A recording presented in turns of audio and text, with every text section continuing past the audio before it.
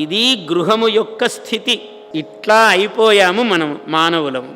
అందువల్ల కోపం ఎక్కడ రావాలి? ఇక్కడ రావాలి. విచిత్ర ఖట్వాంగధరా, అమ్మవారి చేతిలో ఒక విచిత్రమైన ఖట్వాంగము, మంచపు కోడు ఉన్నది.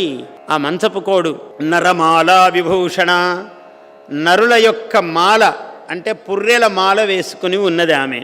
ద్వీపి చర్మ పరిధాన, గజ చర్మము చుట్టుకున్నది. శుష్కమాంస అతిభైరవ, బాగా సన్నగా ఉన్నదట ఆమె. మాంసలముగా పుష్టిగా లేదు అమ్మవారు, సన్నగా ఉన్నది. శుష్కమాంస అంటే ఏమిటి? ఇదంతా సత్యదృష్టి. నేను చాలా పుష్టిగా భలే అందంగా ఉన్నానని పొరపాటు పడొద్దురా, ఎప్పుడు ఈ స్థితి ఒకటి ఉంది చూసుకో అని గుర్తు చేయటం అన్నమాట. సత్యకథనం అదంతా. నరమాల విభూషణ, నరుడెప్పటికైనా ఆ స్థితి ఒకటి ఉన్నది.